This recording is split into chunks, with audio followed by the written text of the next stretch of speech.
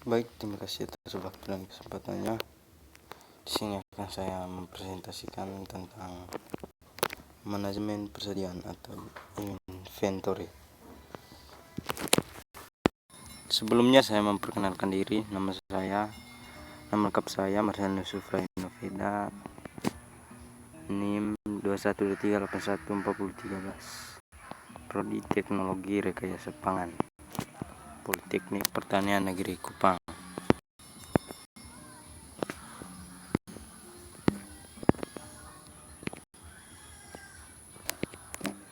Oke, mari kita langsung saja membahas tentang manajemen persediaan atau inventory management. Yang pertama, persediaan atau inventory. Persediaan adalah bahan atau barang yang disimpan yang akan digunakan untuk memenuhi tujuan tertentu, misalnya untuk proses produksi atau perakitan, dijual kembali, dan untuk suku cadang dan suatu peralatan atau mesin. 2. Manajemen persediaan yang baik merupakan hal yang sangat penting bagi suatu perusahaan. Pada satu sisi, pengurangan biaya persediaan dengan cara menurunkan tingkat persediaan dapat dilakukan oleh perusahaan, tetapi pada sisi lain konsumen akan tidak puas apabila suatu produk stoknya habis. 3. Oleh karena itu, keseimbangan antara investasi persediaan dan tingkat pelayanan kepada konsumen harus dapat dicapai. Yang berikutnya, tipe atau jenis persediaan. Persediaan yang ada di perusahaan terdiri dari 5, yaitu yang pertama, persediaan bahan mentah atau raw materials yang telah dibeli tetapi belum diproses. Pendekatan yang lebih banyak diterapkan adalah dengan menghapus variabilitas pemasok dalam mutu, jumlah, atau waktu pengiriman, sehingga tidak perlu pemisahan. Yang kedua, persediaan bahan pembantu atau penolong atau suppliers, yaitu persediaan barang yang diperlukan dalam proses produksi tetapi tidak merupakan bagian atau komponen barang jadi. Yang ketiga, persediaan barang dalam proses work in process yang telah mengalami beberapa perubahan tetapi belum selesai. Persediaan ini ada karena untuk membuat produk diperlukan waktu yang disebut waktu siklus. Pengurangan waktu siklus menyebabkan persediaan ini berkurang. Yang keempat, persediaan komponen rakitan atau precious parts or components atau MRO merupakan persediaan yang dikhususkan untuk perlengkapan, pemeliharaan, perbaikan operasi. Persediaan ini ada karena kebutuhan akan adanya pemeliharaan dan perbaikan dari beberapa peralatan yang tidak diketahui, sehingga persediaan ini merupakan fungsi jadwal pemeliharaan dan perbaikan. Untuk poin yang kedua, yaitu fungsi persediaan. Yang pertama, fungsi penting persediaan adalah memungkinkan operasi-operasi perusahaan internal dan eksternal mempunyai kebebasan atau independensi. Persediaan atau decouples ini memungkinkan perusahaan dapat memenuhi permintaan langganan tanpa tergantung pada supplier. Poin kedua, persediaan mempunyai beberapa fungsi penting yang menambahkan fleksibilitas dari operasi suatu perusahaan. Antara lain, yang satu, untuk memberikan stok agar dapat memenuhi permintaan yang diantisipasi akan terjadi, untuk menyeimbangkan produksi dan distribusi. 3. Untuk memperoleh keuntungan dari potongan kuantitas karena membeli dalam jumlah banyak, biasanya ada diskon. Untuk hedging terhadap inflasi dan perubahan harga. Untuk menghindari kekurangan stok yang dapat terjadi karena cuaca, kekurangan pasokan, mutu, ketidaktepatan pengiriman. Untuk menjaga kelangsungan operasi dengan cara persediaan dalam proses. Yang berikutnya, pengelompokan persediaan. Yang satu, fluctuation stock, untuk menjaga terjadinya fluktuasi permintaan dan untuk mengatasi jika terjadi kesalahan atau penyimpanan dalam perkiraan penjualan, waktu produksi atau pengiriman barang.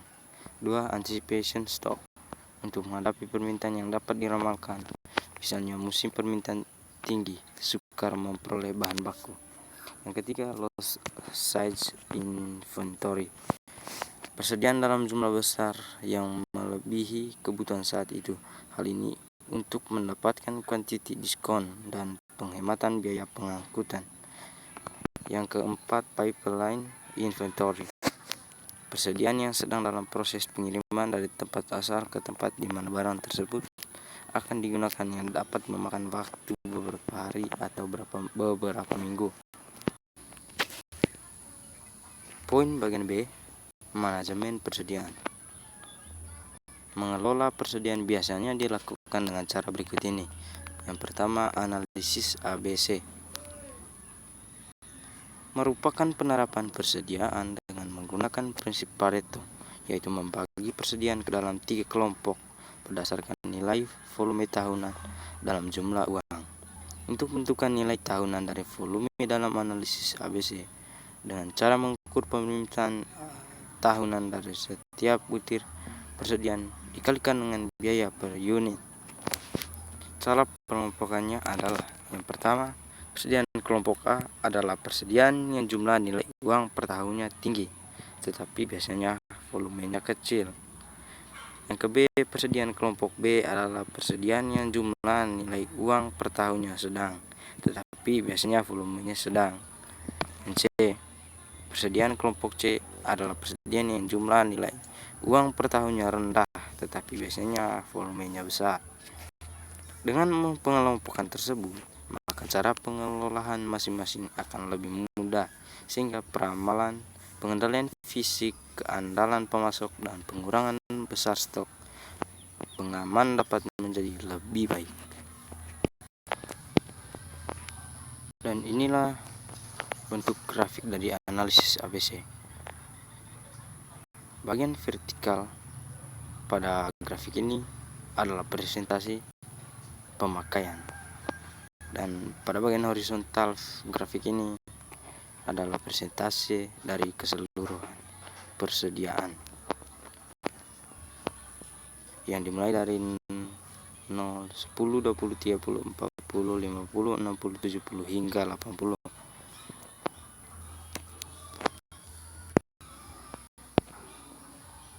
Poin yang kedua, pencatatan yang akurat.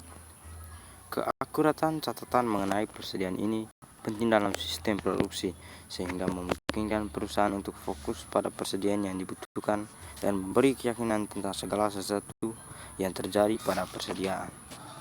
Dengan demikian, perusahaan dapat membuat keputusan mengenai pemesanan, penjadwalan, serta pengangkutannya.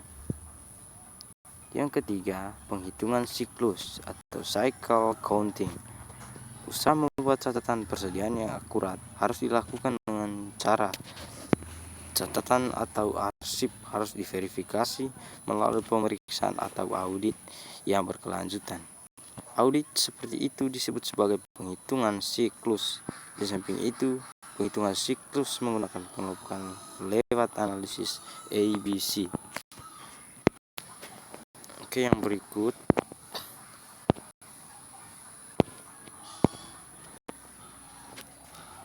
poin D, model persediaan. Dalam bagian ini akan dijelaskan model persediaan menurut permintaannya dan biaya yang terkait dengan persediaan. Yang pertama, permintaan independen dan dependen.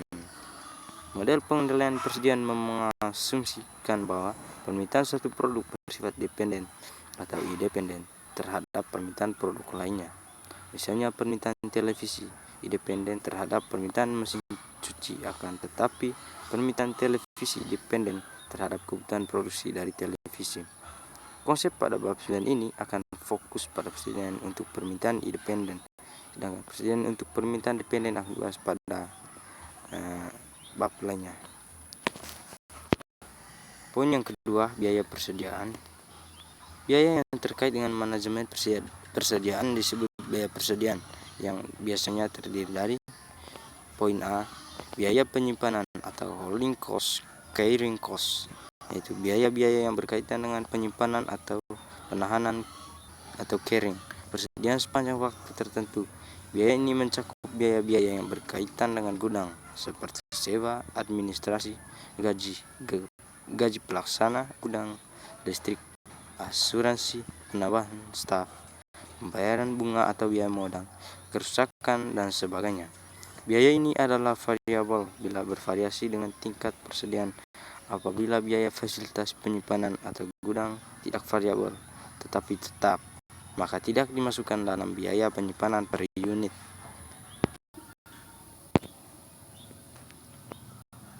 Poin B, biaya pemesanan atau ordering cost. Procurement cost, yaitu biaya yang dikeluarkan sehubungan dengan kegiatan pemesanan bahan atau barang sejak dari penetapan pemesanan sampai tersedianya barang di gudang. Biaya ini mencakup biaya-biaya administrasi dan penempatan order, pemilihan vendor atau pasokan, formulir pemrosesan pesanan, tenaga para pekerja, mengepakkan dan penimbangan, inspeksi dan penerimaan barang, pengiriman ke gudang, dan bongkar muat, hutang lancar, dan sebagainya. Biaya pemesanan tidak tergantung dari jumlah yang dipesan, tetapi tergantung dari beberapa kali pesanan dilakukan. Biaya pemasangan atau setup cost adalah biaya-biaya untuk mempersiapkan mesin atau proses untuk memproduksi pesanan. Dapat didefinisikan apabila pemesanan dilakukan secara elektronik. Dalam banyak operasi, biaya pemasangan berhubungan erat dengan waktu pemasangan atau setup time. Biaya kekurangan. Poin C, biaya kekurangan persediaan atau shortage cost, stock out cost, yaitu biaya yang timbul sebagai akibat tidak tersedianya barang pada waktu diperlukan. Biaya ini pada dasarnya bukan biaya nyata, melainkan berupa biaya kehilangan kesempatan, antara lain semua biaya kesempatan yang timbul karena terhentinya proses produksi sebagai akibat tidak adanya bahan yang diproses, biaya administrasi tambahan, biaya tertundanya penerimaan keuntungan, biaya kehilangan pelanggan. Dalam perusahaan dagang, terdapat 3 alternatif yang dapat terjadi karena kekurangan persediaan, yaitu tertundanya penjualan, kehilangan penjualan, dan kehilangan pelanggan.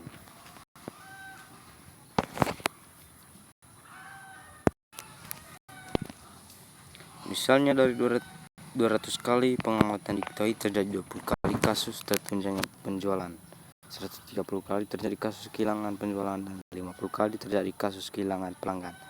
Apabila setiap kehilangan penjualan rata-rata profit margin yang hilang diperkirakan sebesar Rp500, sedangkan setiap kasus kehilangan pelanggan terjadi kerugian kesempatan sebesar Rp20.000, maka nilai rata-rata biaya kekurangan persediaan sebagai berikut. Contoh perhitungan biaya kekurangan persediaan. Pertama, kasus tertundanya penjualan, kehilangan penjualan, kehilangan pelanggan. Jumlah 50, 130, 20. Probabilitasnya observasi 0,25, 0,65, 0,10. Kerugian rupiah per kasus 0,500, 20 juta. Rata-rata biaya atau rupiah 0,325 atau 2.000. Jadi jumlahnya 200 1,00 2.325. Rata-rata biaya kekurangan persediaan menjadi Rp2.325.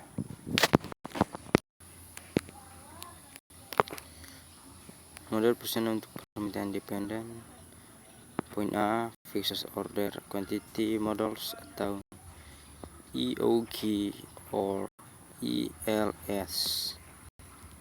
Ada 3 model persediaan yang mengutamakan pada 2 pertanyaan penting, yaitu kapan pemesanan dilakukan dan berapa banyak yang akan dipesan. Yang pertama, EOQ MODEL or ELS or Economic Lot Size. Model EOQ untuk barang yang dibeli, sedangkan model ELS untuk barang yang diproduksi secara internal. Model ini merupakan salah satu teknik penilaian persediaan paling tua dan paling terkenal, mudah digunakan tetapi didasarkan pada beberapa asumsi. A. Permintaan diketahui dan bersifat konstan. Lead time, yaitu waktu antar pemesanan dan penerimaan diketahui dan konstan. Permintaan diterima dengan segera. Tidak ada diskon. Biaya yang terjadi hanya biaya setup atau pemesanan diketahui dan bersifat konstan. Tidak terjadi kehabisan stok. Dan ini juga bagian dari perhitungannya dengan rumus-rumusnya. Dengan menggunakan notasi di atas, maka penentuan rumus IOQ adalah A. Biaya pemesanan tahunan, D per Q bagi S. Biaya penyimpanan tahunan, Q per 2 kali H. Biaya total per tahun, D per Q kali S. Atau Q per 2 kali H.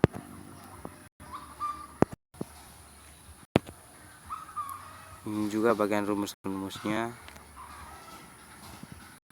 untuk mengetahui jumlah pemesanannya, jumlah unit yang dipesan, dan jumlah hari kerja per hari dengan berbagai rumus yang ada. Terus selanjutnya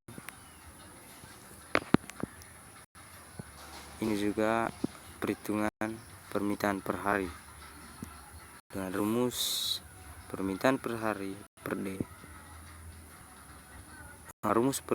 Dengan rumus D sama dengan permintaan per hari sama dengan D per jumlah hari kerja per tahun sama dengan L lead time. Selanjutnya ini bagian contoh.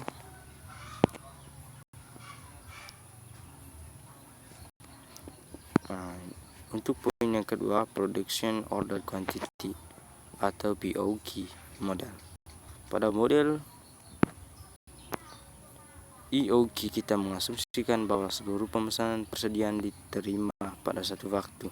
Meski demikian, ada saat-saat tertentu di mana perusahaan dapat menerima persediaannya sepanjang periode. Keadaan seperti ini mengharuskan model lain yang disebut POQ, yang mana dalam model ini produk diproduksi dan dijual pada saat yang bersamaan.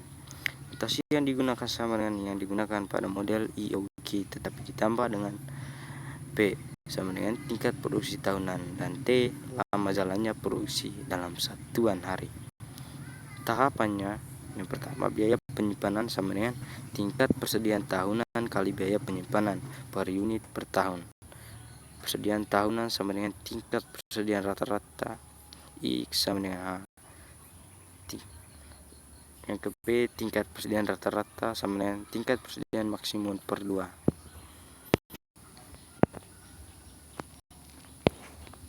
Dan selanjutnya ini juga bagian dari penghitungan tingkat persediaan sama dengan total produksi selama kurang total pemakaian selama operasi sama dengan PT kurang DT. Karena Q sama dengan PT, maka T sama dengan Q per P. Tingkat persediaan maksimum sama dengan P Q per P kali D sama dengan Q per P. Itu juga dengan tingkat persediaan tahunannya.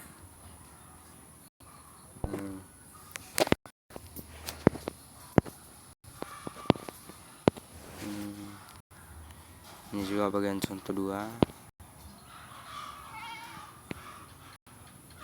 Yang ketiga, quantity discount model atau model potongan kuantitas.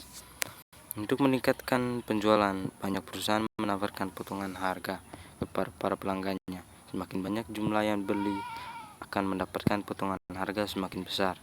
Dengan demikian, perusahaan yang membutuhkan bahan baku akan menghadapi penawaran dari banyak pemasok yang biasanya dalam paket-paket tertentu. Harga per unit produk yang ditawarkan bervariasi sesuai potongan harga yang diberikan. Menghadapi hal yang demikian, maka agar supaya perusahaan tidak terkecoh dalam memilih paket mana yang paling optimal biayanya, maka konsep persediaan dengan quantity discount perlu dipelajari. Dalam menentukan pilihan mana yang paling tepat adalah mempertimbangkan biaya persediaan total yang paling kecil di antara alternatif yang ada. Biaya persediaan total sama dengan biaya pemesanan tambah biaya penyimpanan tambah biaya produk sama dengan D per Q kali S tambah QH/2 tambah PD, di mana Q sama dengan jumlah unit yang dipesan, D sama dengan permintaan tahunan dalam satuan, S sama dengan biaya pemesanan perpesanan, P harga per unit, dan H sama dengan biaya penyimpanan per unit per tahun.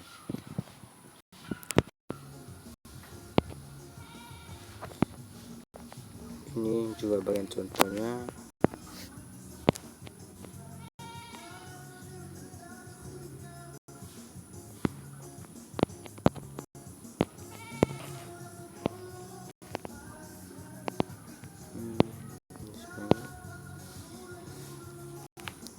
Untuk poin B, model probabilitas dengan lead time yang konstan. Pada asumsi permintaan tidak konstan tapi dapat dispesifikasi melalui distribusi probabilitas, maka dapat digunakan model probabilitas. Permintaan yang tidak pasti memperbesar kemungkinan terjadi kehabisan stok. Salah satu metode untuk mengurangi kemungkinan terjadinya kehabisan stok adalah dengan menahan unit tambahan di persediaan. Hal ini meliputi penambahan jumlah unit stok, pengaman sebagai penyangga titik pemesanan ulang. Titik pemesanan ulang ROP sama dengan D kali L. Dengan memasukkan SS atau safety stock, maka ROP sama dengan D kali L tambah SS. Ini bagian juga contoh 4.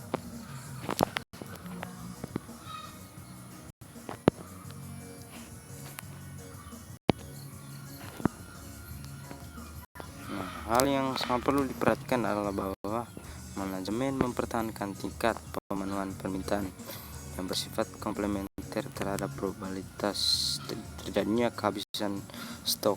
Seandainya probabilitas kehabisan stok adalah 0,005, maka tingkat pemenuhan permintaannya adalah 0,95. Maka perlu menggunakan kurva normal, maka perlu digunakan tabel kurva normal. Dan ini juga contoh 5. Jika suatu perusahaan mempunyai permintaan rata-rata selama pemesanan ulang adalah 350 unit permintaan terdistribusi secara normal, standar deviasinya sebesar 10 unit. Kehabisan stok diperkirakan 5% dari waktu yang ada. Berapa stok pengamanan yang harus dipertahankan? Diketahui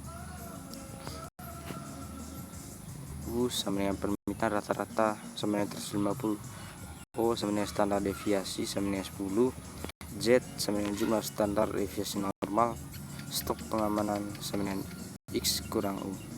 Karena Z sama dengan X kurang U per O, maka stok pengamanan sama dengan ZO. Maka dari contoh tersebut Z sama dengan 1,65 sesuai tabel distribusi normal untuk tingkat pemenuhan permintaan 95%, sehingga 1,65 sama dengan stok pengamanan per O. Stok pengamanan sama dengan 1,65, 10 sama dengan 16,5. ROP sama dengan 350 tambah 16,5 sama dengan 366,5 atau dibulatkan menjadi 267 unit. Dan poin yang terakhir, C fixed period atau P system. Pada sistem periode tetap persediaan dipesan diakhiri periode tertentu. Setelah itu baru persediaan di tangan dihitung. Yang dipesan hanya sebesar jumlah yang diperlukan untuk menaikkan persediaan sampai ke tingkat target tertentu. Keuntungan yang sistem ini adalah bahwa tidak ada penghitungan fisik atas unit yang dimasukkan ke persediaan setelah ada unit yang diambil. Penghitungan hanya terjadi bila waktunya tiba. Prosedur ini secara administratif lebih memudahkan, terutama apabila pengendalian persediaan hanya salah satu tugas saja. Rumus yang digunakan: jumlah yang dipesan sama dengan Q sama dengan target atau T kurang on hand inventory kurang order awal yang tidak diterima tambah back order. Contoh 5, data back order sama dengan 3 unit, target sama dengan 5 unit, tidak ada pesanan awal yang tidak diterima, back order sama dengan 3. Maka jumlah pemesanan Q sama dengan 50 kurang 0 tambah 3 sama dengan 53 unit. Oke, demikian saja presentasi kali ini. Semoga dapat dimengerti dan dipahami. Sebenarnya terima kasih kepada ibu ini yang telah membawakan mata kuliah ini kepada kami. Itu saja presentasi yang saya buat. Untuk selebihnya saya kembali pada ibu dosennya. Terima kasih. Wassalam.